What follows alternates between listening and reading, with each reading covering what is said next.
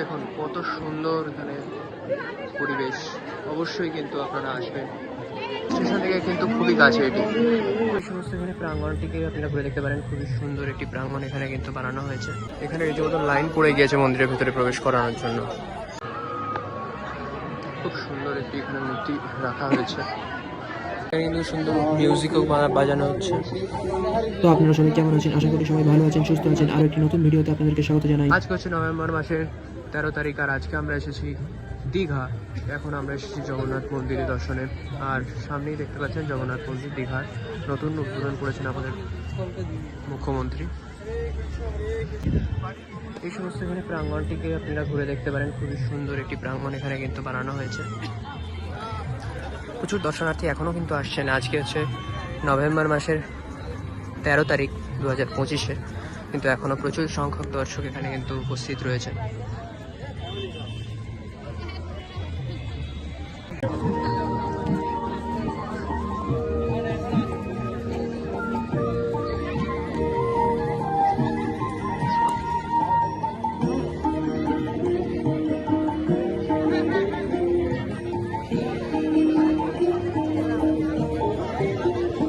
এখানে কিন্তু সুন্দর মিউজিকও বাজানো হচ্ছে। মন্দিরটিকে কিন্তু একদম পুরীর জগন্নাথ মন্দিরের আদলে কিন্তু বানানোর চেষ্টা করা হয়েছে।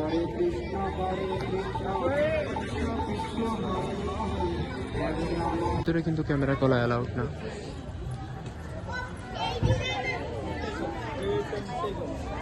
তো আপনারা ভিতরে ক্যামেরা করবেন না, বাইরে আপনারা ছবি ভিডিও যা ইচ্ছা তুলতে পারেন, কিন্তু ভেতরে আপনাদের ক্যামেরা করা কিন্তু অ্যালাউড না। খুব সুন্দর একটি এখানে মূর্তি রাখা হয়েছে।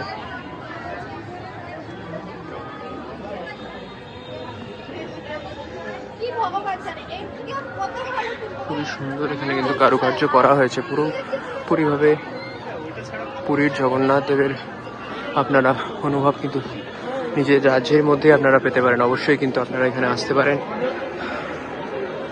দীঘার জগন্নাথ মন্দির।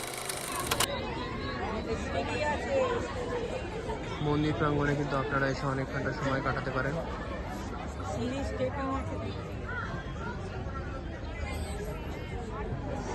খুবই সুন্দর এই মন্দির প্রাঙ্গণ। ঘন্টাখানেক সময় আপনাদের যে কখন এখান দিয়ে কেটে যাবে আপনারা তা নিজেরাও বুঝতে পারবেন না।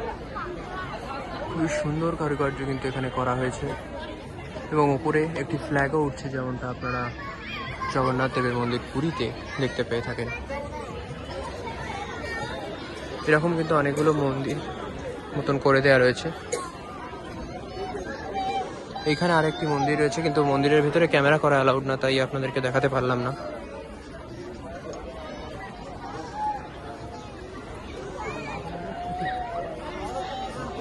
এখানে রীতিমতো লাইন পড়ে গিয়েছে মন্দিরের ভিতরে প্রবেশ করানোর জন্য।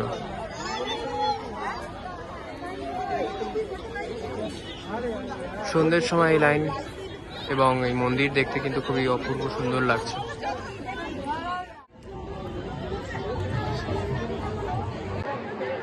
দেখুন কত সুন্দর এখানে পরিবেশ। অবশ্যই কিন্তু আপনারা আসবেন, খুবই সুন্দর লাগবে। দীঘাতে যদি আপনারা ঘুরতে আসেন তাহলে কিন্তু অবশ্যই আপনারা মন্দিরে কিন্তু জগন্নাথ মন্দিরে কিন্তু দর্শনে আপনারা অবশ্যই আসবেন।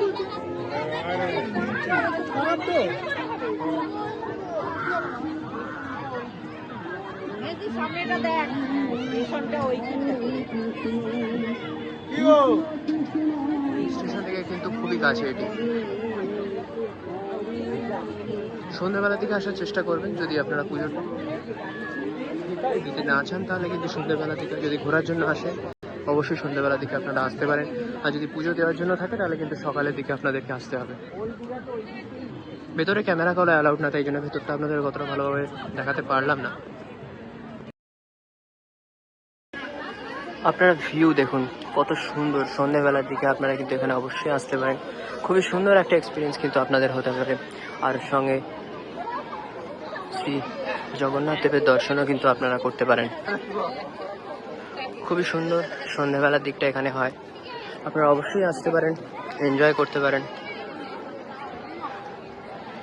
দীঘাতে আপনারা শীতের সময়ও আসতে পারেন, খুবই ভালো সময় ওই সময়টা হয়ে থাকে ঘোরার জন্য, দর্শকদের জন্য আনন্দ উপভোগ করার জন্য এবং শ্রী শ্রী জগন্নাথ দেবের দর্শন পাওয়ার জন্য।